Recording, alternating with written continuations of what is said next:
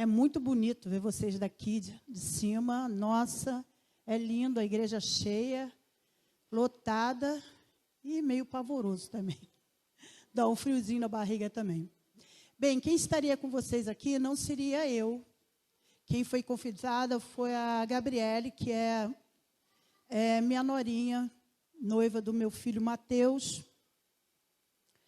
Mas a associação chamou ela para fazer um acompanhamento no programa que vai estar tendo em Mesquita. E faz 2 dias que ela passou isso para mim. Falou assim: Rosana, vai lá e vai pregar. Tem 2 dias, gente. E eu falei: o quê? Tá doido?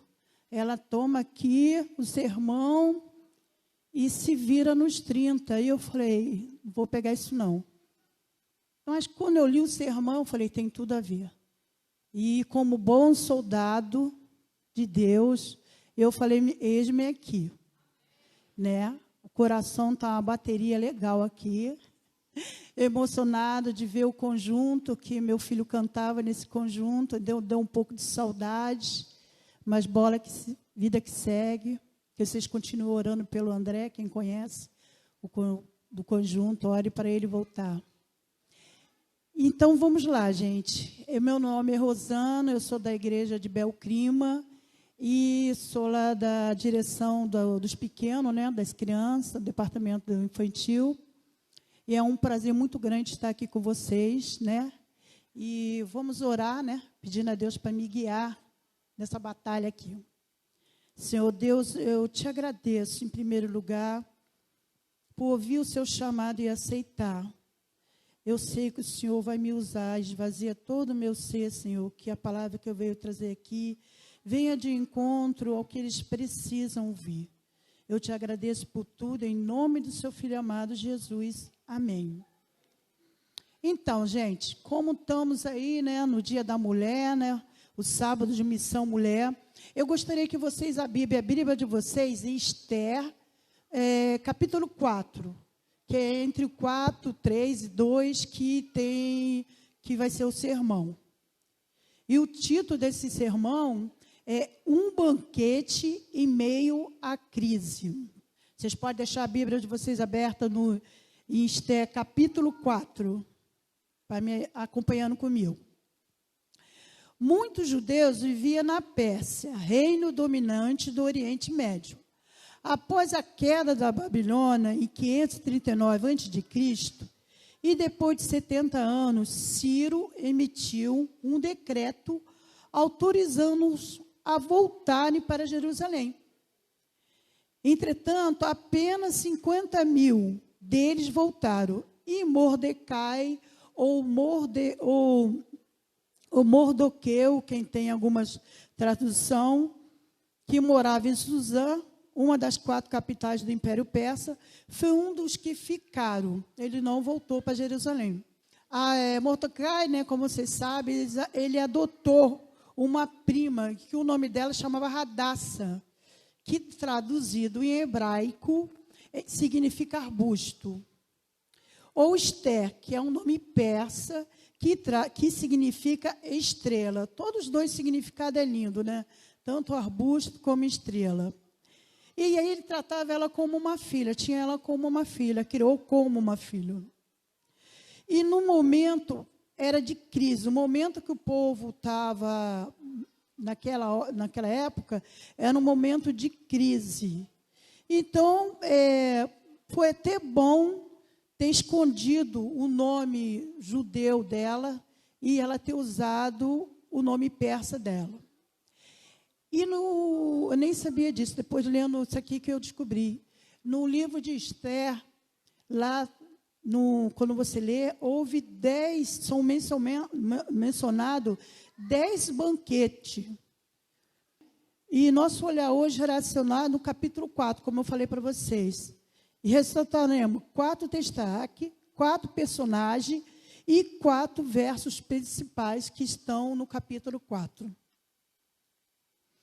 Lá, primeiro dos 4 destaques é que vemos um povo, naquele momento, prestes a ser extinto.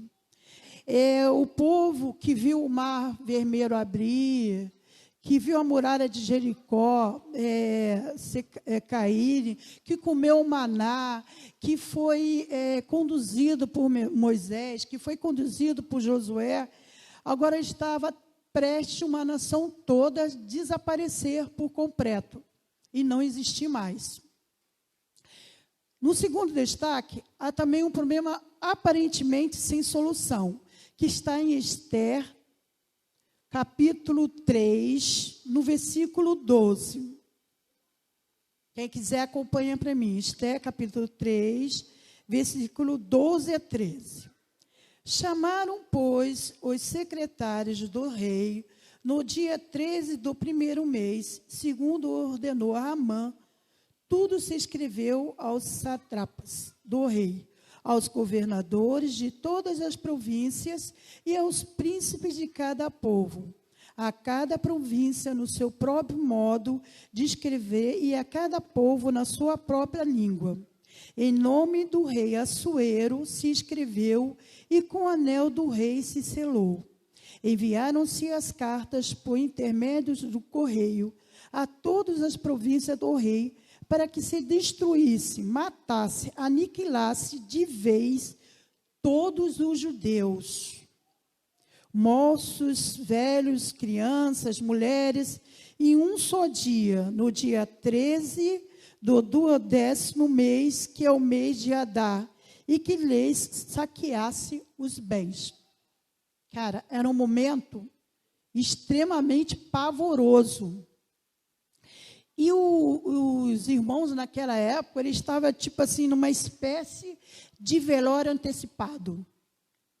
Tipo assim, nós vamos morrer, não tem jeito para nós, não tem forma, não tem solução para possamos ser livres desse decreto. Era um decreto do rei, né? Tinha um anel dele lá, colocado no papel, e era para matar todo mundo, não era só moços, eram jovens, adultos, criança, aniquilar uma nação completa. Já imaginou se fizesse um decreto agora, nesse momento,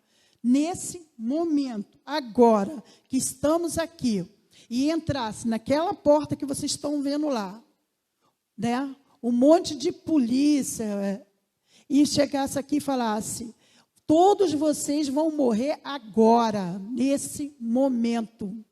Ah, vai só fazer criança? Não, todos, sem exceção. Todos iriam morrer. Você imaginou qual seria o sentimento desse povo nesse momento? O pessoal estaria extremamente apavorado. Eu estaria apavorado se estivesse aqui.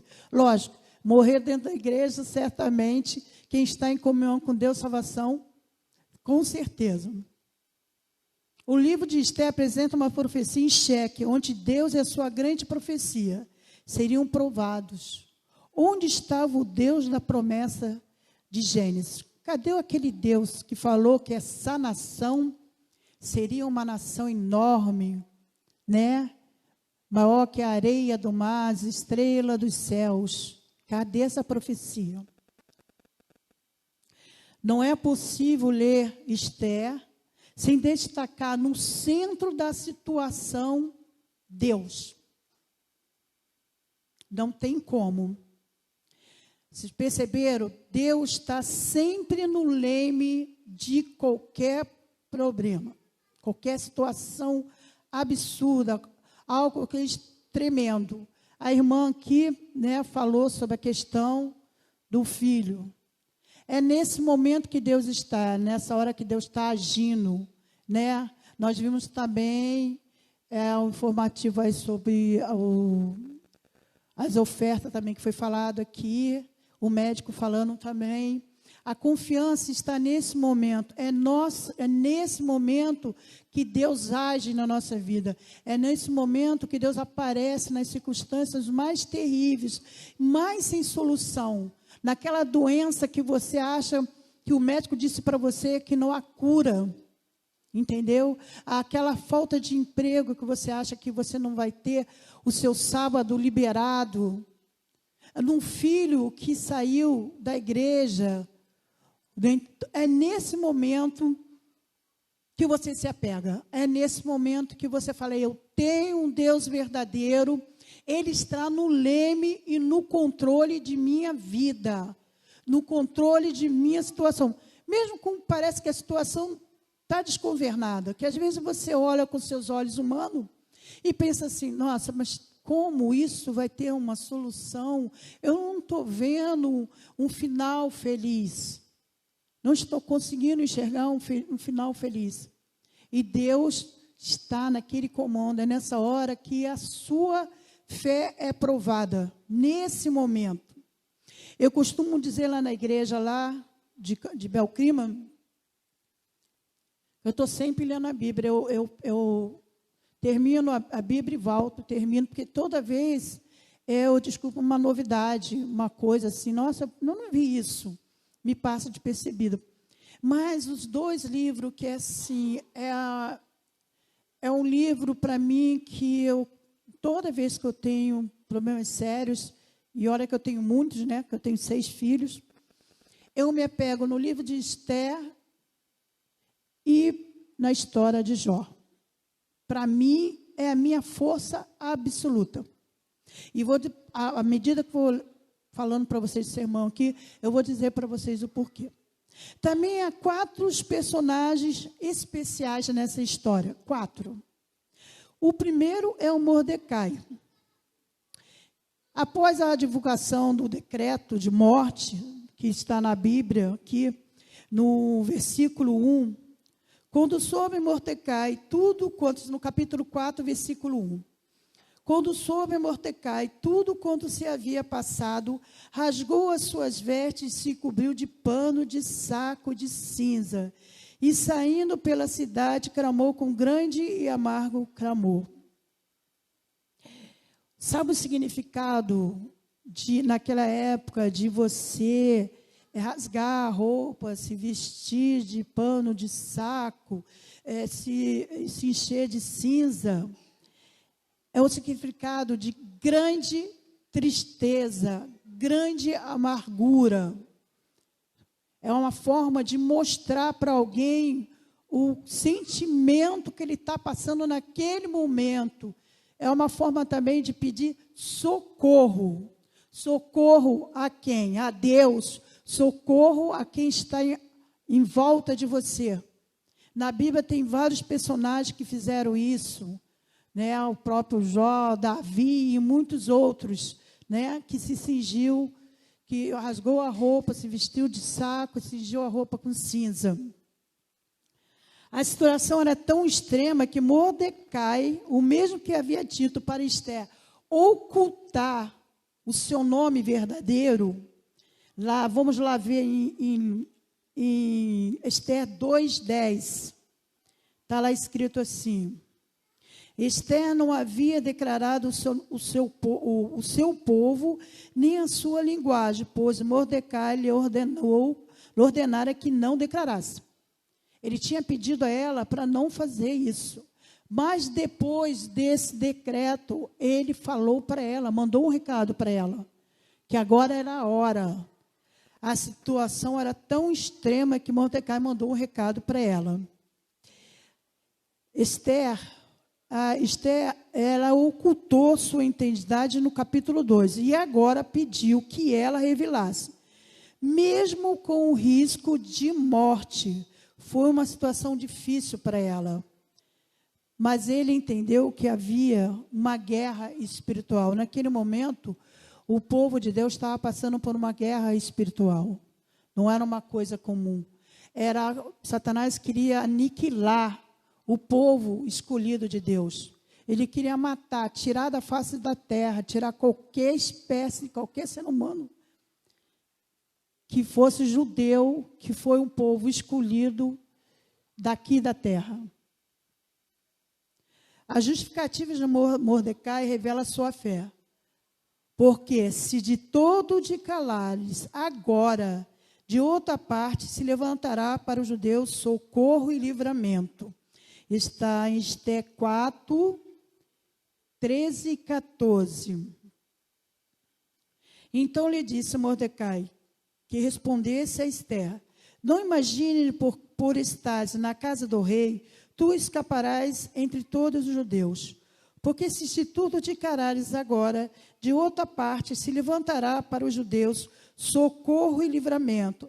Mas tu e a casa do teu pai perecereis. E quem sabe, se para a conjuntura como esta é que fosse levada a rainha. Esther não estava lá à toa, gente. Esther não foi colocada lá à toa. Deus tem um propósito na vida de todos nós. Vocês não estão aqui à toa. Vocês receberam o chamado, vieram para suas casas, não vieram por vontade própria, foi o Espírito Santo que trouxe vocês aqui. Mas vocês não estão aqui só de passagem ou ocupar um banco, ter uma igreja lotada e cheia, linda como está. Vocês têm um propósito maior para isso. Não é só de passagem, não vou passar a minha manhã, vou para a minha casa, já fiz a minha parte com Deus. Não, você tem um propósito maior.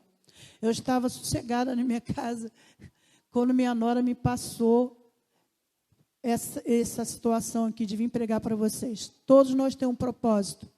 Nós não estamos de passagem na terra. Nós não nascemos por acaso.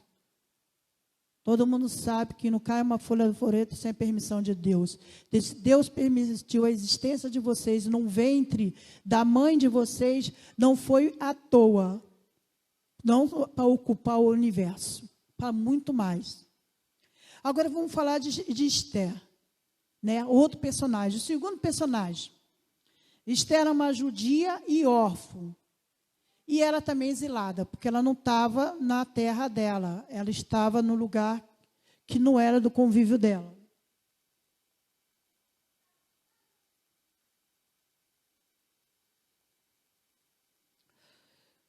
O livro de Esther é um dos poucos que leva o nome de uma mulher. Se vocês verem na Bíblia, são poucos livros que têm nomes de mulheres, né? Se você observar, mas nós estamos lá, né, gente? Estamos lá sempre ativo, sempre presente. E engraçado que no meio daquela mulherada, eu não acredito, gente, eu não acredito que um rei mandou vir mulheres de todos os lugares, tudo que lugar veio mulher para ele escolher uma rainha. Tinha mulheres muito bonitas lá, mulheres bem cuidadas, mulheres também educadas. Ela era uma mulher educada, ela foi muito bem educada, ela sabia ler. E ler naquela época, gente, para uma mulher, era uma coisa sobrenatural, que não era todas que liam. Era uma coisa que não era para todas. E essa mulher sabia ler. E essa mulher tinha uma outra coisa, além de ler, conhecer a palavra do Senhor, ela tinha a formosura, a beleza, a qual encantou o rei. Deus usa a beleza, meninas bonitas aí, mulheres bonitas, vocês não são bonitas à toa não, tá?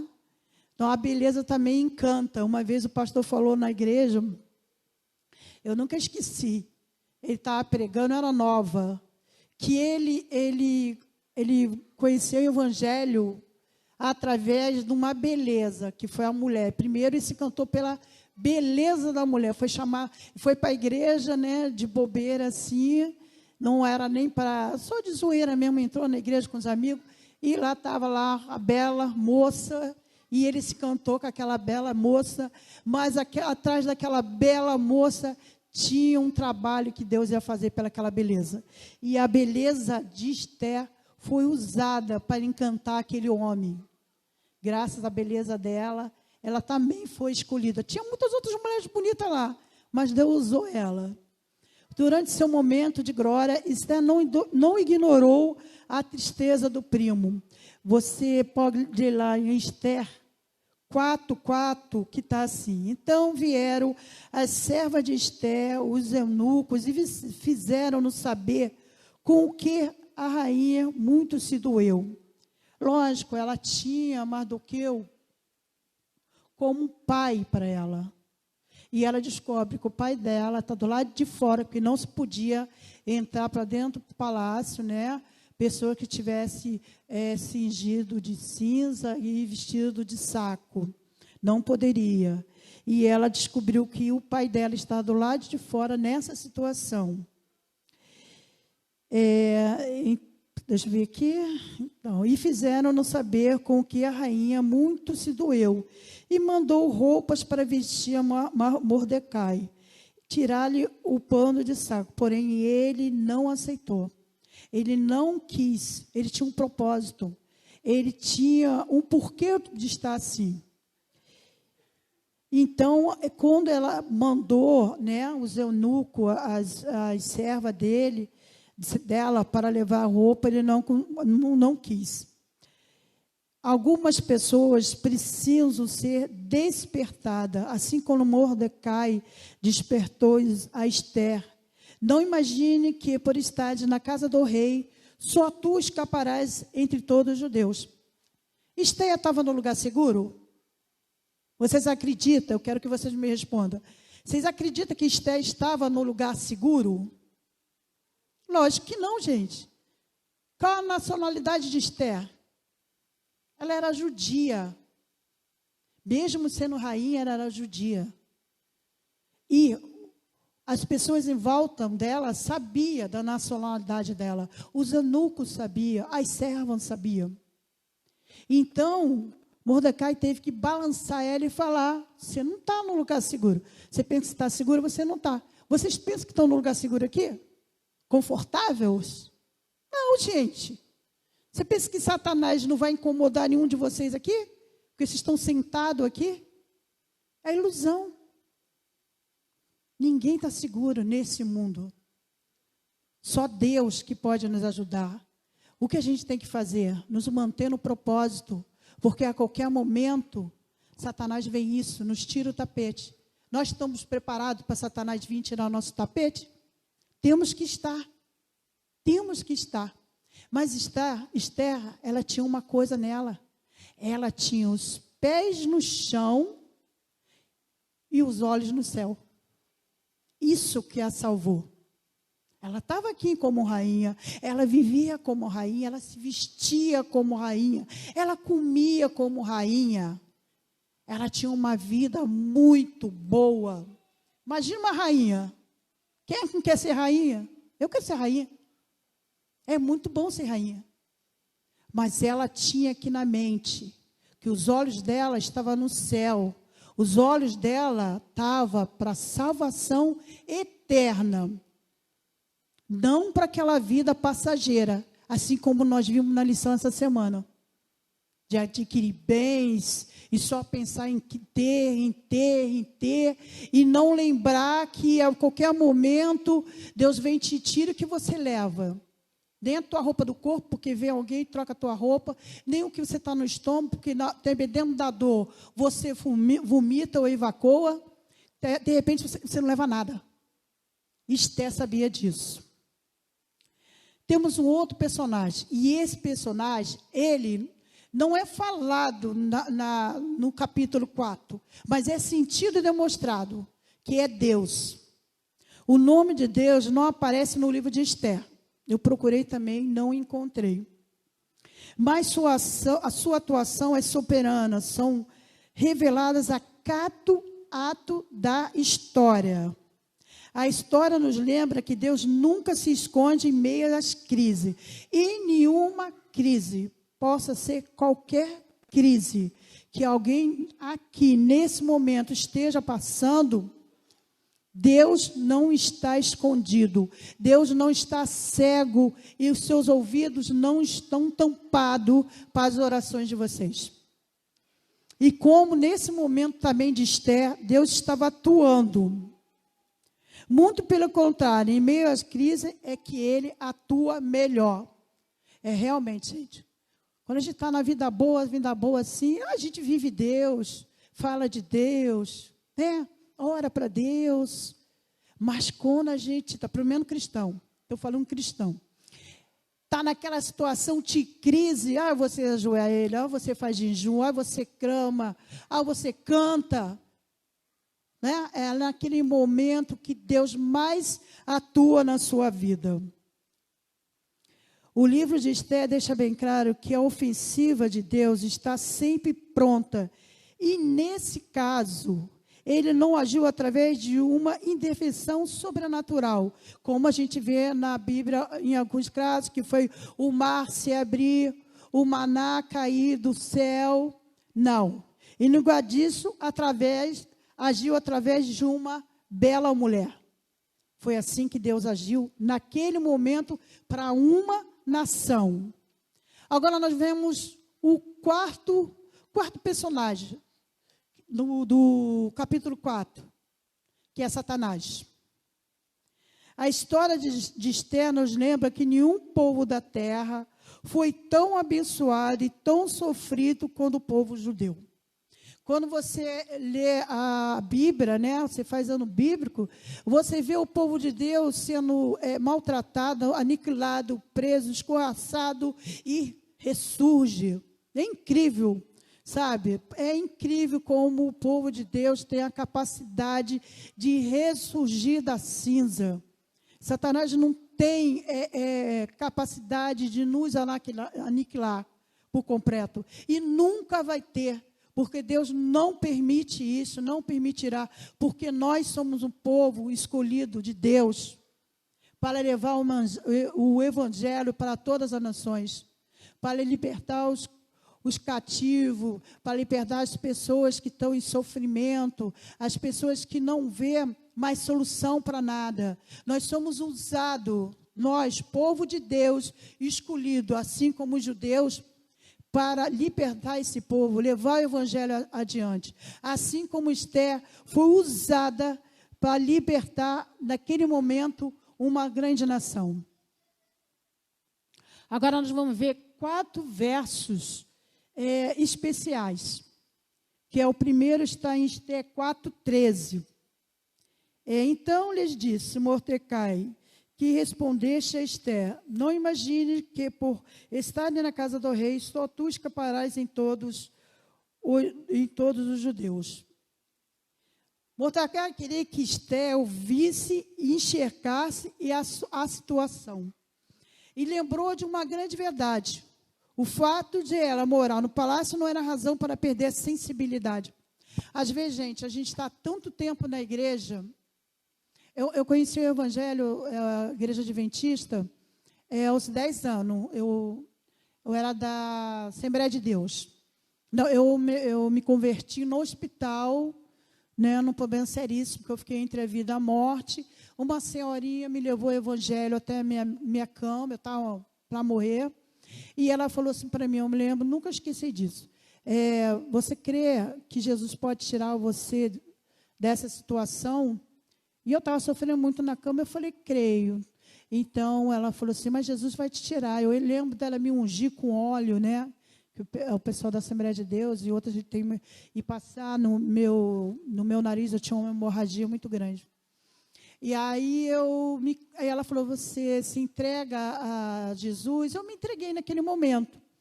E meus pais eram espírita, né? O meu pai era kardecista e minha mãe da Umbanda. E quando eu estava no hospital, eu virei para minha mãe e falei assim, mãe, se eu sair daqui do hospital com vivo, eu quero ser crente. Naquela época eu falava crente, né? E eu me lembro que quando eu saí do hospital, devido à circunstância, né, de eu ter ficado tanto tempo, o meu pai aceitou de boa e deixou. E eu comecei a seguir a igreja adventista. E vou te falar uma coisa para você. Desde os 10 anos que eu estou com 58 anos. Mas, dentro desses 48 anos na igreja adventista, às vezes perdemos a sensibilidade. Perdemos, sim, a sensibilidade, assim, o amor pelo problema do outro, pela situação que a pessoa está vivendo. A gente fica num estado de conforto dentro da igreja, né? De se achar assim, não, eu estou aqui dentro, a minha salvação é certa. Então, você fica confortável no banco, né? Aí te chamam você para fazer alguma coisa, você, não, esse ano não. Ou se você passou o ano fazendo alguma coisa para a igreja, aí te chamam você para estar de novo. Aí a pessoa fala, não, eu vou tirar um ano sabático, né? Vou passar esse ano assim, descansando. Eu já fiz isso. E me ferrei. Vou ser sincera com vocês. Me ferrei. Esse negócio de que você está atuando na igreja. Eu vou descansar porque minha cabeça está isso. Você se ferra. A gente veio aqui para trabalhar, não é para descansar não, gente. A gente veio aqui para levar o evangelho. Deus esteve aqui, Jesus esteve aqui e não descansou um só minuto. Aí vem nós que estamos, às vezes, 10, 15, 20, 40 anos na igreja. Eu vou descansar. Né? Vou dar oportunidade para outro. Isso é nome de ser preguiça mesmo, irmão. Isso é nome de ser preguiça. Entendeu? Não quer responsabilidade, vai ficar mais confortável sentar e ver alguém trabalhar. O nome disso é preguiça. A gente não pode, nós estamos no finais dos tempos. Se nós não agimos agora, né? E como Mordecai fez, se você que está sentado, não fizermos a nossa parte, vem gente lá de fora, de outra igreja, vai fazer o que a gente não quer fazer. Que a gente está aqui, conhecedor da verdade, praticante, sabe, tem livros que nos ajudam, um monte, mas a gente espera que alguém que venha lá de fora faça o trabalho que era para a gente fazer. E graças a Deus que Deus ainda levanta pessoas lá de fora para fazer o que nós deveríamos estar fazendo.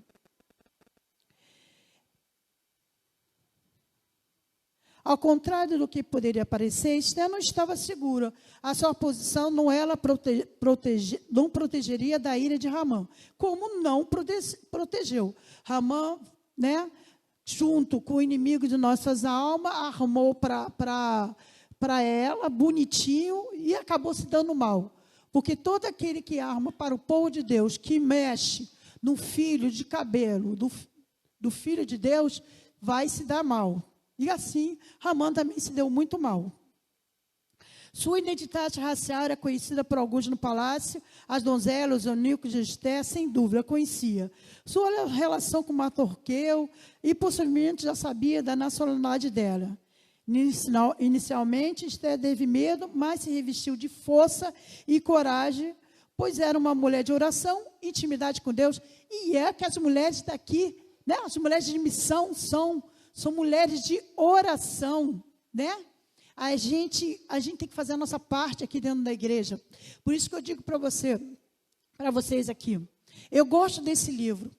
Eu gosto desse livro porque nesse livro aqui, a gente vê as orações intercessoras, ela apontou uma nação, gente. Vai lá, jejua 3 dias. 3 dias em oração e jejum. Ela ordenou o povo, e o povo foi fazer. 3 dias de jejum.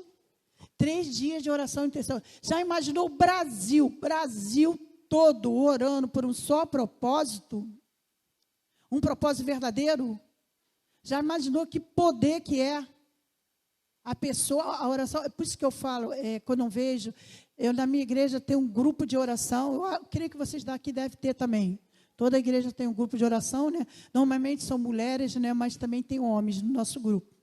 E eu já vi, gente, milagre sobre milagres acontecer nesse grupo. Muitos. Da gente entrar em oração, eu graças a Deus, faço parte desse grupo. E eu já também consegui muitas bênçãos nesse grupo, muitas coisas cabeludas. Coisa muito cabeluda.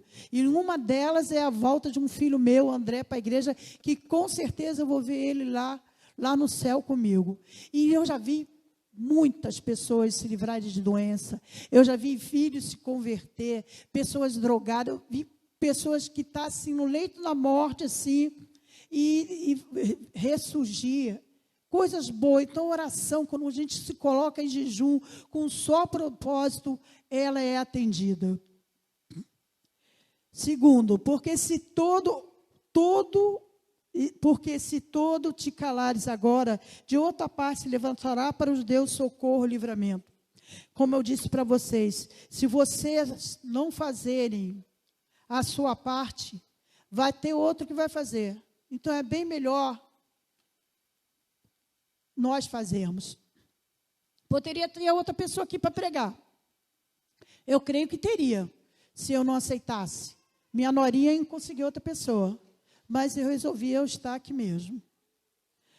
Você já se perguntou por que está onde está hoje? Você já parou para perguntar? Já pensou no propósito de Deus para a vida de vocês? Eu acho que todo mundo já pensou. Qual é o meu propósito aqui na terra? Qual é o meu propósito aqui dentro da igreja? Por que Deus me trouxe para cá? O que Ele quer que eu faça? E a gente se pergunta, Deus me dirige, que às vezes a gente se encontra assim, sem saber, né? Nem por onde começar.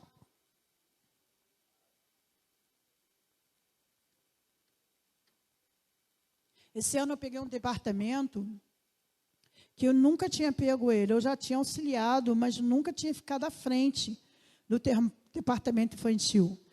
E eu fiquei meio assustada. E fiquei mais assustada quando me coloquei no grupo, né, desse departamento, que é tanta coisa, né, às vezes é tantas ideias, tanto isso, tanto aquilo, e para você organizar as ideias e fazer, e botar aquilo em concreto na igreja, eu falei, meu Deus. Então, eu pedi a Deus para me capacitar, e Deus tem me ajudado. Você, às vezes, tem que parar e orar, respirar e falar, Deus, me guia. Eu estou no escuro, mas sei que o Senhor é a luz. E quem sabe se para uma conjuntura como esta, é que fosse levada a rainha. Esther 4:14. Como eu falei para vocês, não foi à toa. Deus tem um propósito para tudo. Deus não faz nada por fazer. Deus, quando botou a Esther lá, tinha um propósito. Ele já sabia que o rei ia se encantar pela beleza, pela inteligência, o carinho dessa mulher. Porque se não fosse esse sentimento que o rei nutria por ela, ela não poderia chegar até o rei. Ela não poderia, porque só poderia chegar até o rei para pedir alguma coisa, você tinha que avisar, né? E ela não, ela entrou adentro, né? Pediu o povo para orar, e tem oração, porque eu já não vejo o rei há 30 dias, 30 noites. Quer dizer, ela já estava 30 noites sem ver o rei. Então, ela pensou, não, vocês oram para que eu possa chegar até a presença do rei e ser aceita. Porque, senão, seria a morte certa. E ela foi ousada, confiante, porque Deus estava no controle de tudo. Mordecai ponderou com Esther. Quem era Esther para se tornar rainha? É muito estranho que no meio de tantas donzelas perfeitas, perfumadas, o rei tivesse dito olhos para ela por acaso. Considere que Deus lhe trouxe para esse reino com um propósito maior. Você foi levada a rainha. Esther, para quê? Ninguém está onde está por acaso. Todos fomos salvos para salvar e ensinados para ensinar. Né? Aqui nós estamos aqui para o que fizeram por nós, fazermos por outras pessoas também. Deus fez de Esther rainha e de nós príncipe de seu reino, não só para desfrutar as bênçãos da salvação, mas para salvar os perdidos. Você sonha em ser rainha? Você sonha em ser rei? Não é pecado você sonhar em ter uma vida melhor. Não é pecado você almejar um patamar, uma coisa melhor para você. Pecado é você esquecer de Deus quando você estiver lá em cima. Aí sim é pecado perigoso para você. Vai, ajunta a todos os judeus que se acharem em Suzã e jejuam por mim, e não comais, e não bebais por 3 dias, nem de noite, nem de dia. E eu e as minhas servas também jejuaremos. Gente, essas servas, quando ela chegou lá, não eram judias, não, como ela. Olha só o amor pela rainha. Elas também se converteram à religião de Esther. Depois irei ter com o rei, ainda que contra a lei, se perecer, pereci. Ela não estava se importando se ela fosse morta, mas ela sabia com certeza que não. Porque ela sabia que tinha um Deus vivo e que Deus faria um milagre, como fez um milagre em todas as outras coisas que ela leu. Ela sabia a história dos judeus, ela sabia a história dos antepassados, como a gente também sabe a história dos nossos antepassados. Não devemos ter dúvida no coração, não devemos duvidar nunca, gente. O propósito que Deus teve para aquele povo, tem para a gente agora. É o mesmo Deus, não mudou em nada, gente. Não mudou em nada, nada. Oração e ação são a forma certa de quem confia em Deus e luta as batalhas certas. Toda grande ação deve ser precedida de muita oração. Afinal, antes da batalha visível, precisamos vencer a invisível. Jejum, oração, disposição para você à vontade de Deus. Ainda que custe a vida, eis o exemplo de Esther para todos. Ela poderia ter morrido? Poderia. Poderia sim. Assim como a gente sabe de irmãos nossos que estão morrendo em outros países por apenas pregar o evangelho, por apenas andar com a Bíblia na mão. Tem gente morrendo, gente, decapitado, cortado a cabeça. Mandaram para mim, eu nem aguentei, eu estava vendo e depois eu falei, não aguento, passei mal. Lá na África, numa tribo, e a mãe, né, com aquele filhinho aqui nas costas, outra aqui, mais seus filhos, seu esposo, né, e foi descoberta que eles eram cristãos, e veio a milícia, com um facão enorme, outro com um fuzil, e mataram ela. Fizeram ela ajoelhar e mataram ela. Passaram a faca na criança, é algo monstruoso de você ver. E aí você toma aquele bate, nossa, isso realmente acontece. Isso realmente está acontecendo hoje. Não é uma coisa do passado, não, gente. É uma coisa agora. Nossos irmãos lá na África, nossos irmãos na Coreia estão morrendo, baleados, decapitados. Estão sendo tirados de dentro de suas casas, passado facão. Nós temos uma liberdade que outros países não têm. Gente, mas até quando?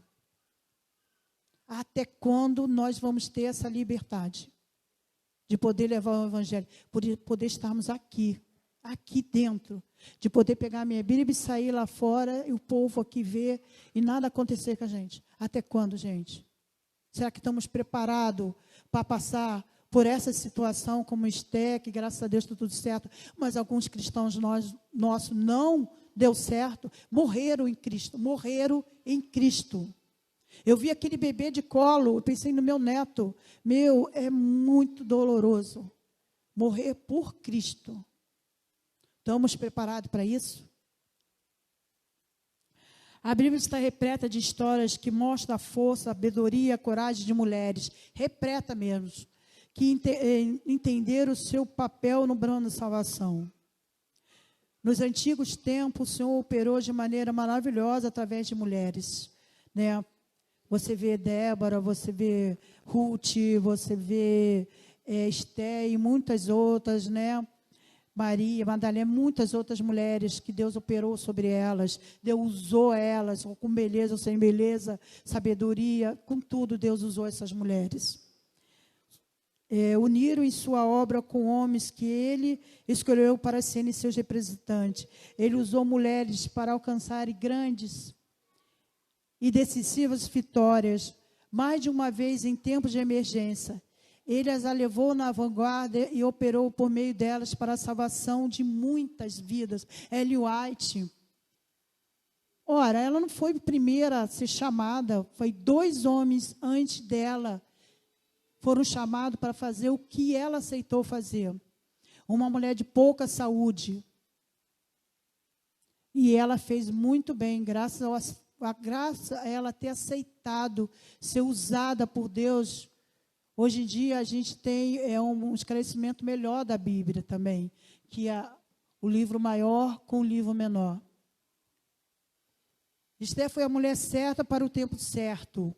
Esther era o plano A de Deus. Não existe plano B não, gente. Tem um plano só A mesmo. E por esse motivo foi tornada rainha. Deus não faz nada por acaso. Tudo que Ele dá é com propósito que Ele realiza por meio de pessoas. Deus está no controle. Mas Mordecai e Esther tiveram que agir. Deus está no controle. Mas Mordecai e Esther tiveram que agir. Deus está no controle agora. Mas eu, Rosana, e vocês têm que agir. O livro de Esther é um livro de reviravoltas, de órfã a rainha do Império Persa, de perseguidos a perseguidores, os judeus, de condenados à morte a ministro, Mordecai, do palácio à forca, Ramã. Deus tem transformado sua vida também. Deus tem transformado a vida de vocês. Deus tem transformado a minha vida. Vocês têm permitido que Deus faça a transformação? Pessoas comuns que se tornaram extraordinárias porque entenderam o seu propósito de vida e cumpriram uma missão. E vocês já descobriram o propósito de vocês aqui na terra? Qual o propósito de vocês nessa igreja aqui, Jardim Paulista? Vocês já descobriram o propósito de vocês? Que tal estender a mão hoje para ajudar alguém? Que tal ser a pessoa certa no lugar e no momento certo, para levar esperança? Faça a diferença, viva a missão.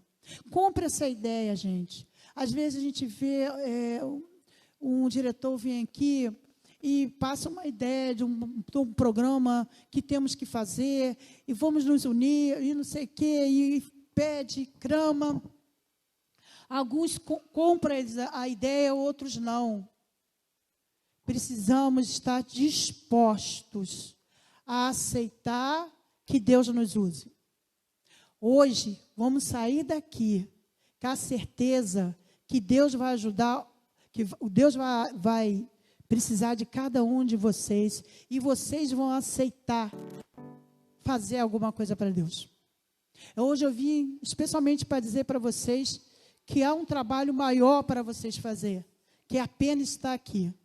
Que há uma missão lá fora, para essas mulheres. Essa igreja está cheia de mulheres bonitas, só mulher formosa, só mulher bonita, que vão ser usadas para trazer outras mulheres, trazer outros homens, homens também valorosos que estão aqui, para ajudar as suas mulheres nesse propósito, para também ajudar nesse propósito. Vamos fazer parte dessa ação, dessa missão mulher, hoje, nesse momento, nesse dia.